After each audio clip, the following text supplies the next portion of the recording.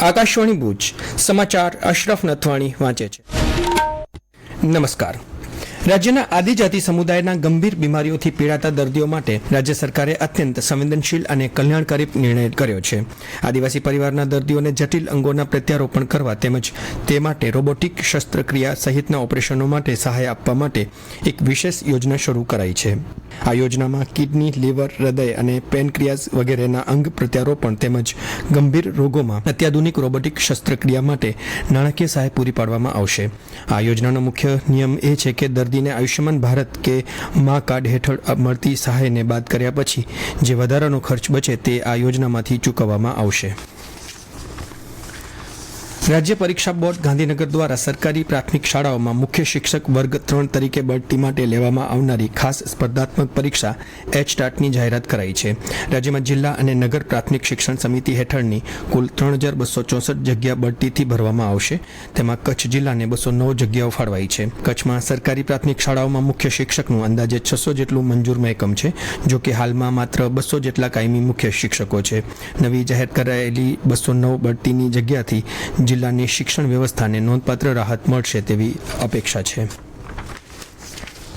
રાજ્યની સરકારી પ્રાથમિક શાળાઓમાં શિક્ષકોની ઘટ દૂર કરવા અને અંગ્રેજી વિષયના શિક્ષણની ગુણવત્તા સુધારવા શિક્ષણ વિભાગ દ્વારા વર્ષ 2026-27 માટે ધોરણ 6 થી 8માં અંગ્રેજી વિષયના જ્ઞાન સહાયકની 11 માસના કરાર આધારિત ભરતી પ્રક્રિયા શરૂ કરવામાં આવી છે. જિલ્લામાં પણ આ ભરતી માટે લાયક ઉમેદવારો પાસેથી ઓનલાઈન અરજીઓ મંગાવવામાં આવી છે. જાહેર કરાયેલા કાર્યક્રમ મુજબ 4 ઓગસ્ટથી 10મી ઓગસ્ટ સુધી ઉમેદવારો ઓનલાઈન પોર્ટલ મારફતે અરજી કરી શકશે. 12મી ઓગસ્ટે મેરિટ લિસ્ટ જાહેર કરાશે, જ્યારે મેરિટમાં સ્થાન મેળવનાર ઉમેદવારો માટે 17મી ઓગસ્ટે દસ્તાવેજ ચકાસણી તેમજ શાળા પસંદગી પ્રક્રિયા હાથ ધરાશે.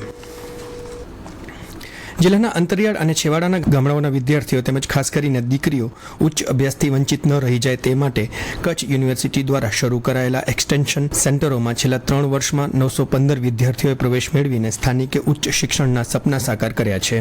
જ્યાં 30થી 40 કિલોમીટરની ત્રિજ્યામાં કોઈ કોલેજ ન હોય તેવા વિસ્તારોમાં શરૂ કરાયેલા આ સેન્ટરો સરહદી વિસ્તારો માટે આશાનું કિરણ બન્યા છે, જેમાં મહત્તમ દીકરીઓ તેમજ ચાલુ વર્ષે પરિણીતાઓએ પણ BAના અભ્યાસક્રમમાં પ્રવેશ મેળવ્યા છે. હાલમાં જીકાસ પોર્ટલ મારફતે ચાલી રહેલી પ્રવેશ પ્રક્રિયામાં ધોરણ 12 પાસ ઉમેદવારો 10મી ઓગસ્ટ સુધી પોર્ટલમાં ઓનલાઈન રજીસ્ટ્રેશન કરી શકશે અને 13મી તારીખ સુધીમાં પોતાનો પ્રવેશ કન્ફર્મ કરાવી શકશે. જિલ્લા મથક ભુજ સ્થિત ભુજ હાટ ખાતે રાષ્ટ્રીય હાથશાળ દિવસ નિમિત્તે વિશેષ હાથશાળ અને હસ્તકળા મેળાનું આયોજન કરવામાં આવ્યું છે. 10 દિવસીય આ મેળો 31 જુલાઈથી શરૂ થયો છે અને આગામી 9મી ઓગસ્ટ સુધી ચાલશે. આ પ્રદર્શન વેચાણ મેળાનો વિધિવત પ્રારંભ રાષ્ટ્રીય એવોર્ડ વિજેતા કલાકાર વાલુબેન બગડાના હસ્તે કરાયો હતો. આ મેળામાં કચ્છ અને રાજ્યભરના 30થી વધુ કારીગરો અને આર્ટિઝનોએ ભાગ લીધો છે. અહીં પરંપરાગત વણાટકામ તેમજ હસ્તકળાઓનું વિવિધ વસ્તુઓનું પ્રદર્શન તેમજ વેચાણ થઈ રહ્યું છે.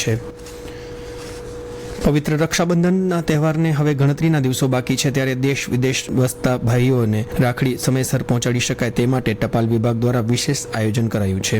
આ ઉપરાંત દર વર્ષની જેમ આ વર્ષે પણ ખાસ વોટરપ્રૂફ રાખડી કવર અને અલગ ટપાલ પેટીની સુવિધા ઉપલબ્ધ બનાવાઈ છે.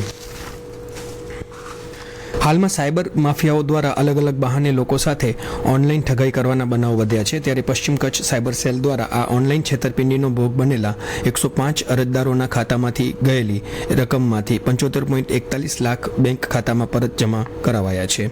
છેલ્લા 4 મહિના દરમિયાન જિલ્લામાં અલગ અલગ સ્થળે રહેતા 105 લોકો ઓનલાઈન ઠગાઈનો ભોગ બન્યા હતા, જે મામલે અરજદારોએ સાયબર હેલ્પલાઇન નંબર 1930 પર કોલ કરી પોતાની ફરિયાદ કરી હતી, જેને ધ્યાને લઈ સાયબર સેલની ટીમ દ્વારા તાત્કાલિક કાર્યવાહી કરવામાં આવી હતી અને ઠગાઈમાં ગયેલી રકમ ફ્રીઝ કરવામાં આવી હતી.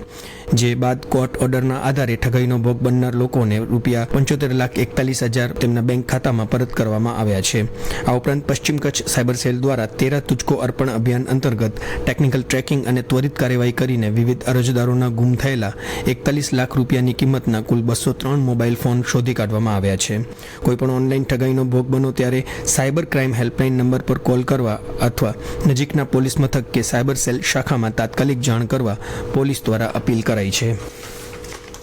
ભુજ તાલુકાની ઢોરી હાઈસ્કૂલ ખાતે રાજ્ય સરકારના નારી વંદન સપ્તાહ અંતર્ગત કિશોરીઓના આરોગ્ય, સ્વચ્છતા અને સશક્તિકરણને પ્રોત્સાહન આપવાના હેતુથી પ્રાથમિક આરોગ્ય કેન્દ્ર સુમરાસર શેખ દ્વારા માસિક સ્વચ્છતા અંગે વિશેષ જાગૃતિ કાર્યક્રમ યોજાયો હતો, જેમાં કિશોરીઓને સેનેટરી પેડ્સનું વિતરણ પણ કરાયું હતું. આ સાથે સમાચાર બુલેટિન પૂરું થયું. નમસ્કાર.